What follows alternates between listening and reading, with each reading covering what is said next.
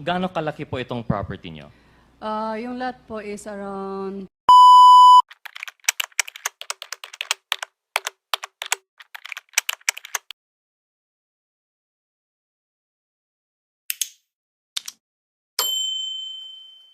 We don't have the data. Would you know po kung anong schools pinuntahan ni Wesley Guo?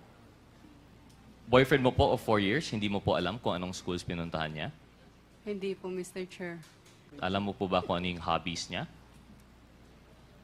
Maglaro po. Maglaro Yung hobby ng gamdam. ng gam-gam. Ng Parang robot. robot. Yun lang po. Miss Ong, gaano kalaki po yung inyong property dito?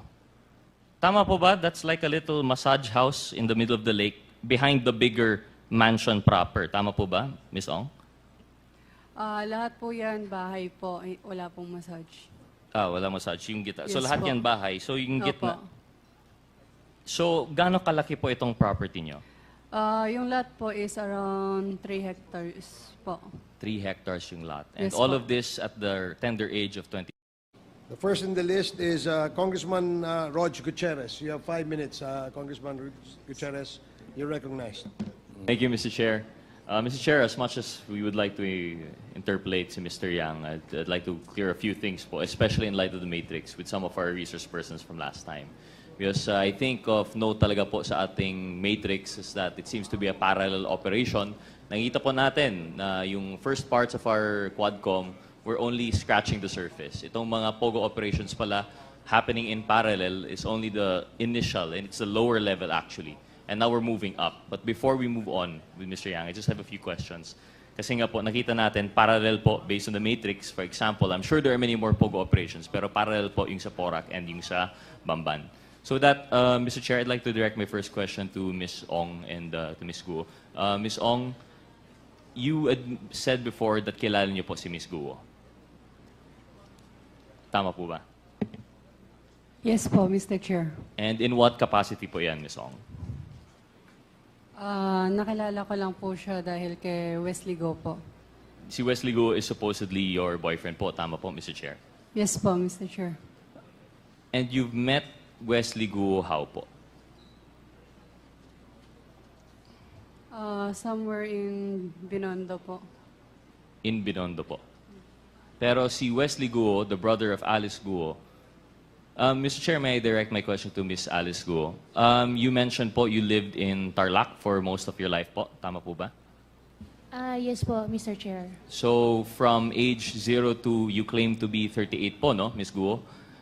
From 0 to 38, talagang residence po ninyo is Tarlac. Yes po. Have you at any point in time found yourself in Binondo? Binondo, never naman po ako tumira sa Binondo. Never tumira. But you visited Binondo po ba? Yes po. For what purpose po kaya yan? Minsan mamasyal, minsan may bibilhin. Opo. Okay. So from there, would you have an idea of the circumstances surrounding the meeting of Miss Ong and your brother, si Wesley? Sorry po, one more time po. May idea po kayo kung paano nakilala si Wesley, si Miss Ong? Wala po, Mr. Chair. Tapos, so sariling lakad niya po yun, yung sa Binondo, and then they met. Yes po. Okay. I direct my questions again to Miss Ong. So you say you're in a relationship with Wesley. Ano po yung birthday ni Wesley Guo? February 23. Feb 23? Yes po. That would peg him, what year po? 1990... wait, bilangin ko lang po. Mr. Chair, do we have anyone who can confirm the date? Because my data says otherwise. I think Perhaps, Mr. Chair, I can ask the Bureau of Immigration. Yeah. They might have the documents po, no? Mr. Chair, directing my question to the Bureau of Immigration, anong birthday po ni Mr. Wesley Guo based on his Philippine passport?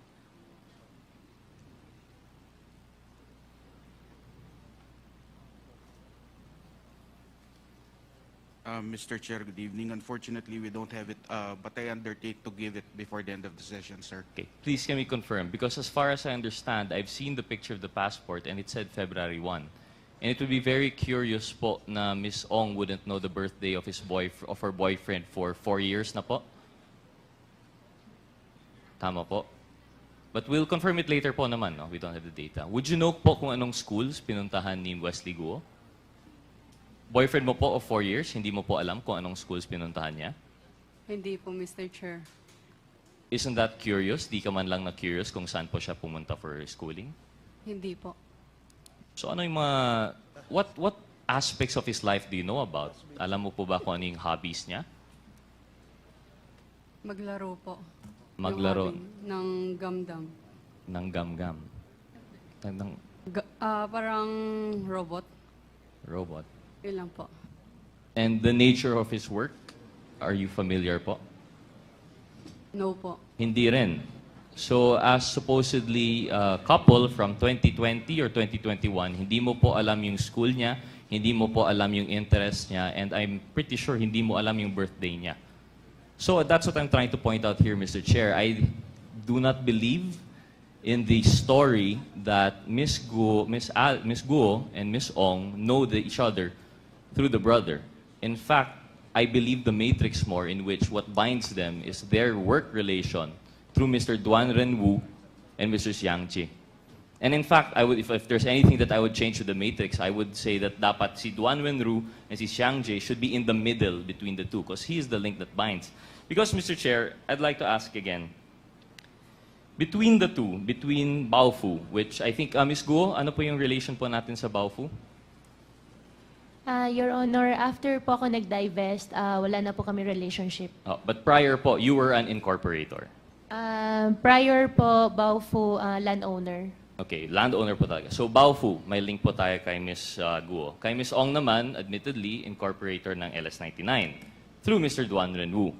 So we see, ito na po yung sinasabi ng Matrix na parallel operation. We have here two owners of yung supposedly yung land-owning corporation which will eventually lend to the POGO, of which they are still actually a part of. Yung si Mr. Duan Renwu, if I remember, is ninong po ni Ms. Ong. Is that correct, Ms. Ong? Yes po, Mr. Chair. And admittedly, si Mr. Duan Renwu, kilala rin po ni Ms. Guo. Is that correct, Ms. Guo? Your Honor, nakilala ko po siya through Cassie Lee. Through Cassie, allegedly. You met Cassie through the boyfriend na hindi niya nga mabanggit kung anong school or anong birthday.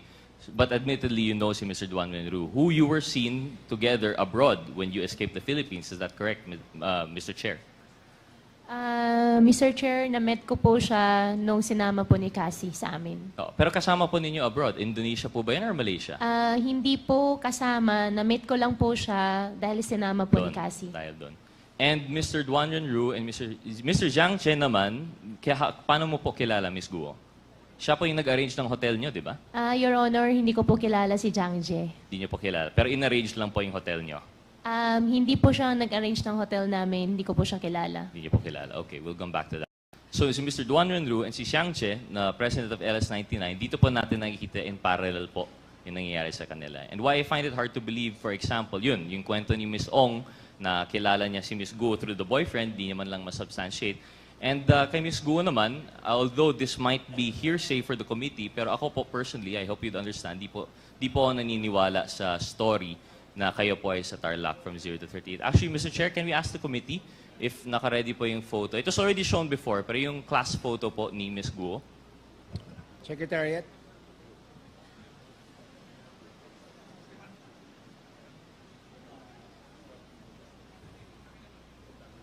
Ms. Guo, while waiting for that po, you say you were born in 1986. Tama po ba?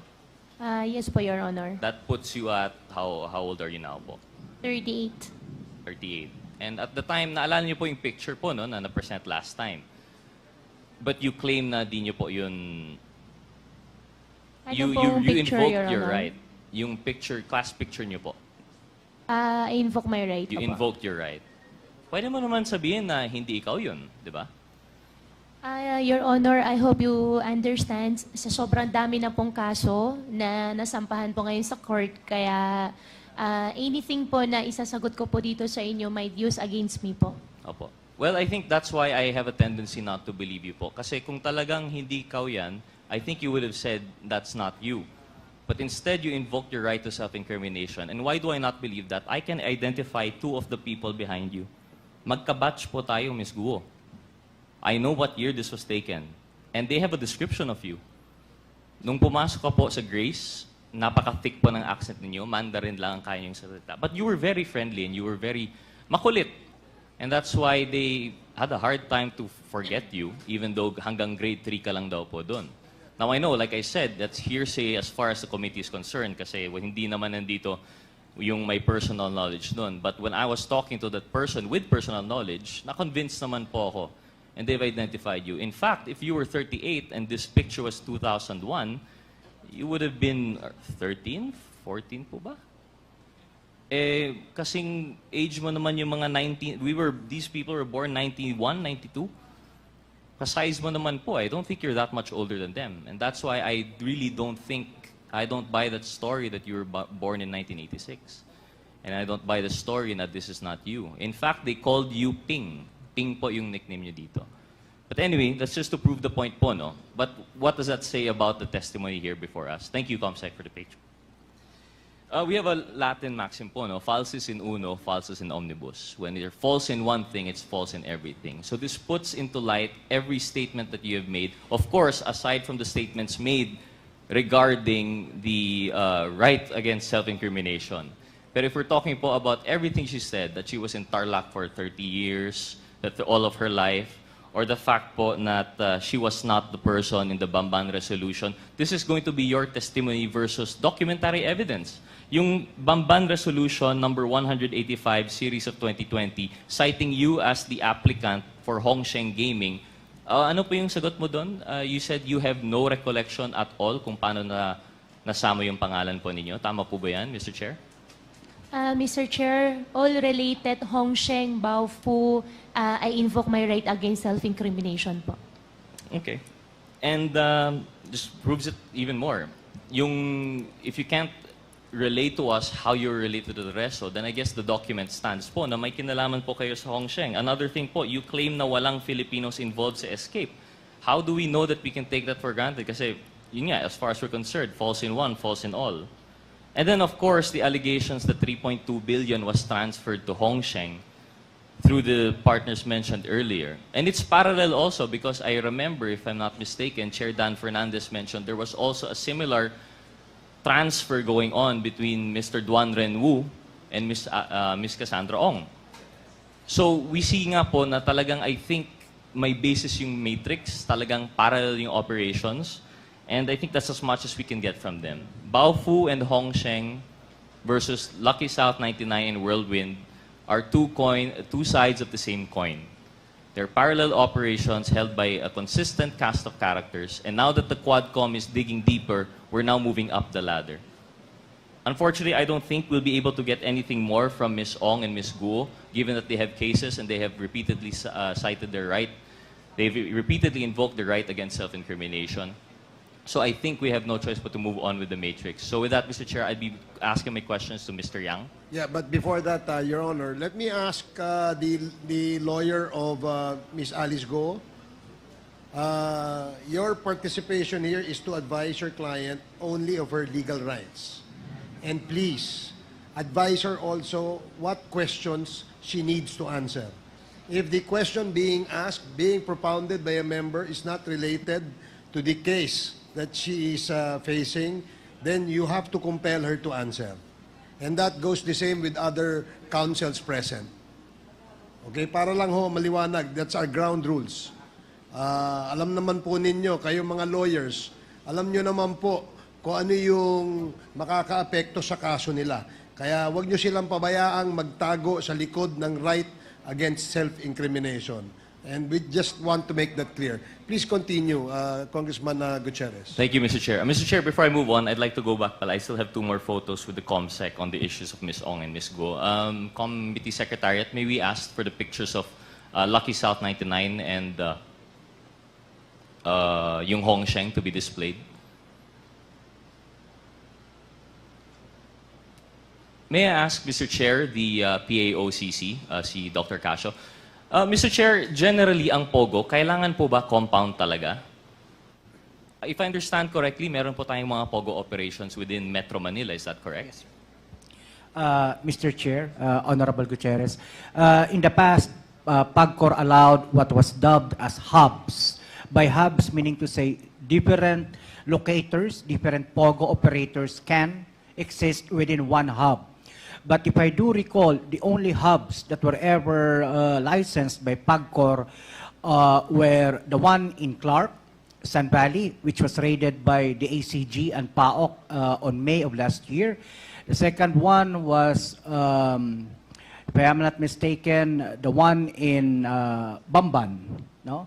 Baohu. And the last one is the last remaining hub that's winding down, yung sa, ano po, yung dito po sa Island Cove, Cavite.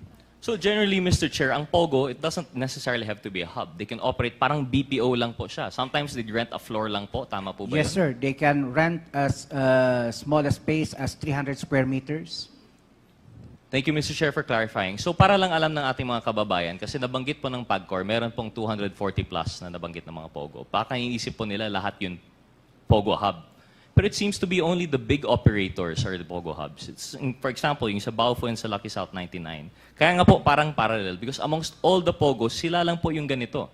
Sila lang po yung may hub. And it seems to indicate na they have the same modus operandi and they have the same intention to include mga love scam, mga cryptocurrency scamming, and other related crimes. Kasi hindi naman po yan manggagawa sa 300 square meter na office building po, no? So I think this is just another point of parallelism between the two. And then one more thing, Mr. Chair, Committee Secretary, yung next picture po, please, yung mansion. Ms. Ong, Mr. Chair, is this image familiar to you po? Yes po, Mr. Chair. Can you explain to us ano po yung nakikita natin sa picture? Nakita mo naman po, is that your house? Yes po, Mr. Chair. Ito yung mansion po ninyo sa Porac? Opo. Mr. Chair, can we, for everyone to see, can we have the picture again?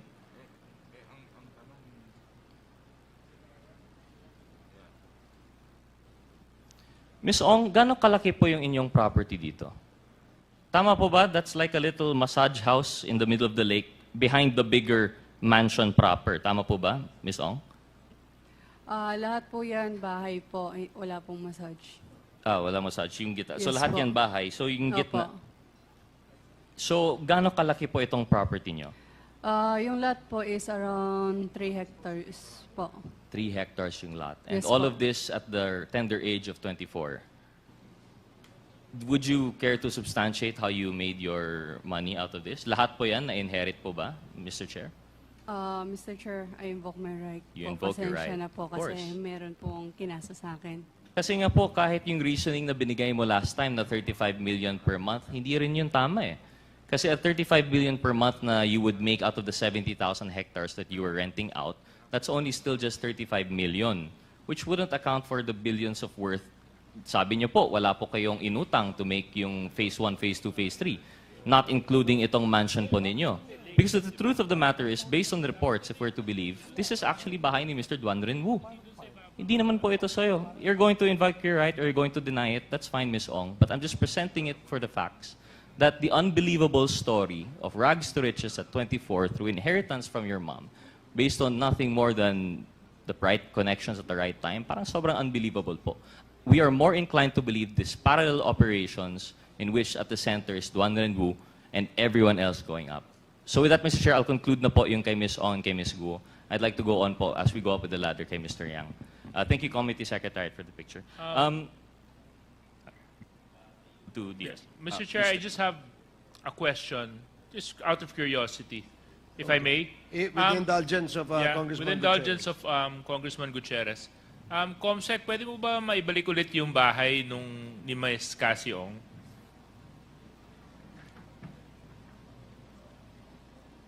Ms. Cassie, pwede niyo po bang sabihin niyo kung tama po yung pagkaunawa ko dito sa litrato?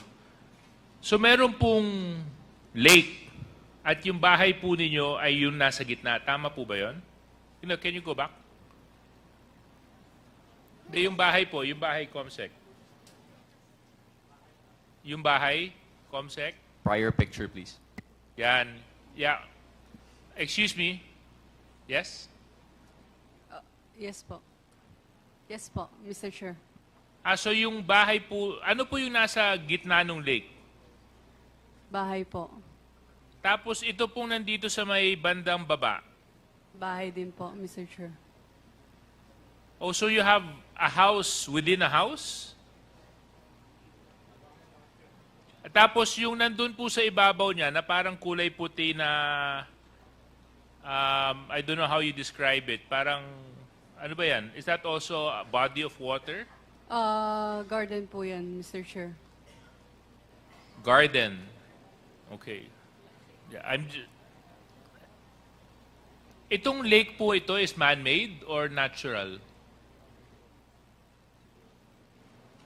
Can I consult my lawyer po? No, I mean, it's actually, whether it's, Man Lake po, Mr. Chair. huh? Man Lake po. Man-made. Man-made. Gaano kalalim po yung lake? Hindi ko po sure, Mr. Chair. Thank you very much. I'm just trying to figure out kasi yung figures na binanggit ni Kong Rods. At medyo kinakwenta ko po kung magkano aabutin to kasi kung man-made po yan, Chairman, at saka kung gaano kalalim at yung lawak, tapos nice to live there. Thank you very much, Mr. Chair. Okay, please proceed. Thank you, Mr. Chair, and I agree with the good Deputy Speaker. Kaya nga po yung punto na natin doon, yung 35 million nga, kulang na po yun for phase 1, 2, and 3 of Whirlwind. Paano pa kaya yung 3-hectare lot with Mansyon na pinakita po natin? But anyway, the bright side to this, with the efforts of the Quadcom, I believe the proper cases have been filed against the parties. So we can leave po yung parallel operations on the ground. Doon na lang po yun. We leave it to our good partners in service executive branch.